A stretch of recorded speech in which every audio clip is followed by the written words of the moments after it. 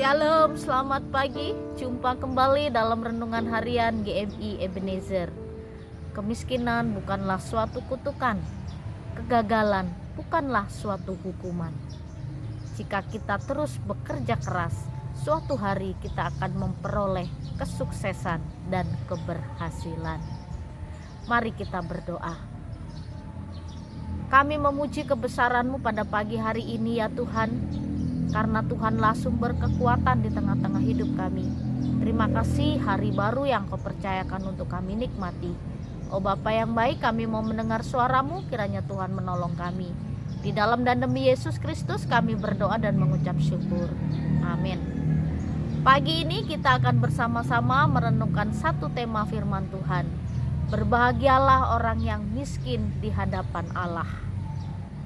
Ini satu pengajaran Tuhan Yesus ketika Tuhan Yesus berkhotbah di bukit. Dan pada waktu itu banyak orang yang mendengar pengajaran dan khotbah Tuhan Yesus di bukit. Selama 1 minggu ke depan kita akan merenungkan tentang pengajaran Tuhan Yesus di bukit, yaitu tentang ucapan bahagia. Bagaimana orang tetap berbahagia dan menikmati kebahagiaan. Lalu kebahagiaan itu bukan didasarkan karena keadaan dan situasi, tetapi orang-orang yang di dalam Kristus, biar bagaimanapun keadaan, apapun yang terjadi, harus tetap bahagia. Lalu bagaimana yang Yesus katakan, berbahagialah orang yang miskin di hadapan Allah? Bagaimana orang yang miskin bisa menikmati kebahagiaan? Bagaimana orang yang hidup dalam kekurangan bisa merasa bahagia? Dan bagaimana orang yang dihimpit dengan kesulitan, tidak bisa makan, tidak bisa sekolahkan anak, tapi harus tetap bahagia? Apa maksud Tuhan Yesus tentang berbahagialah orang yang miskin di hadapan Allah? Seringkali orang berpikir miskin itu hanya miskin materi. Miskin itu karena tidak punya uang. Miskin itu karena tidak punya pekerjaan tetap. Seringkali orang memahami miskin itu hanya secara harta benda.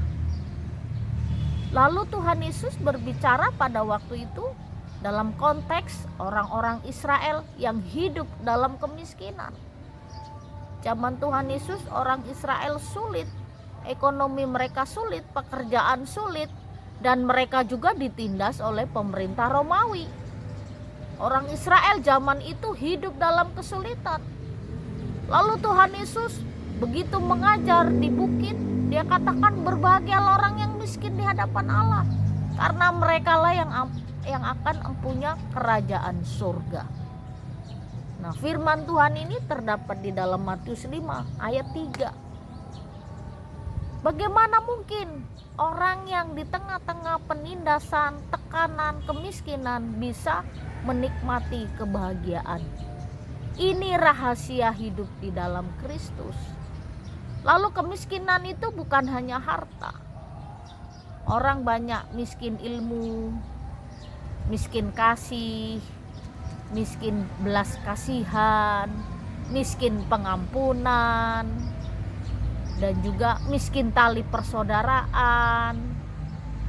Miskin itu kekurangan sesuatu. Nah, bagaimana kita bisa berbahagia dalam kehidupan kekurangan, tekanan, dan dalam segala situasi yang dihadapi? Bapak, Ibu, serta saudara-saudari, berbahagialah orang yang miskin di hadapan Allah, karena mereka yang punya kerajaan surga. Yang Kristus maksudkan dalam hal ini adalah kemiskinan hidup. Nah, kalau orang yang miskin harta gimana mau berbahagia? Berjuang terus, bekerja keras untuk bisa mencukupi kebutuhan. Sudah miskin harta, malas pula. Bagaimana mau menikmati kebahagiaan? Lalu bagaimana orang yang dikatakan miskin dalam kehidupannya, miskin kasih, miskin pengharapan? Nah, orang-orang seperti ini tidak akan bisa menikmati kebahagiaan, karena mereka hidup sesuai dengan apa yang dia alami. Tapi bagi kita yang ada di dalam Kristus, situasi keadaan bagaimanapun, kebahagiaan itu harus kita nikmati. Dan bagaimana berbahagia dalam keadaan situasi yang sulit, dalam keadaan yang berat, tertekan, dan dalam pergumulan yang berat? Tetap memiliki pengharapan di dalam Tuhan. Dan Tuhanlah sumber jawaban, Tuhanlah sumber pengetahuan, Tuhan juga sumber belas kasihan, Tuhan juga sumber kasih. Tuhanlah sumber segala-galanya di dalam kehidupan kita.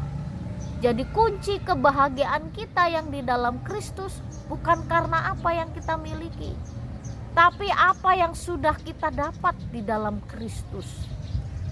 Iman percaya kita kepada Kristus, itulah yang membuat kita bahagia. Kebahagiaan yang sejati adalah tetap percaya kepada Kristus dan menjadikan Tuhan juru selamat kita yang hidup. Jadi Bapak, Ibu, serta saudara-saudari, tetaplah berbahagia meskipun dalam keadaan sulit, susah. Jangan hilang kebahagiaan.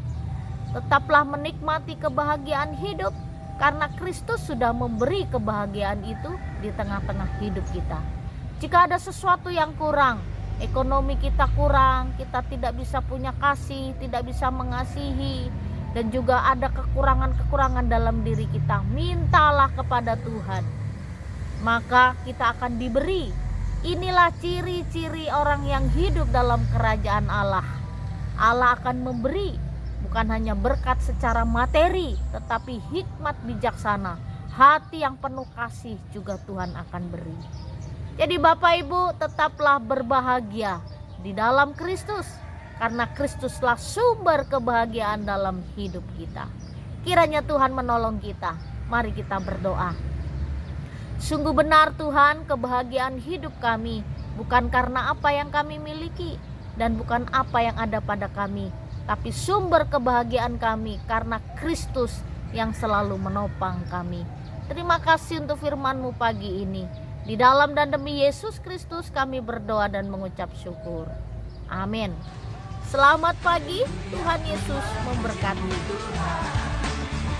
Karena kasih-Mu tak berkesudahan, Dia yang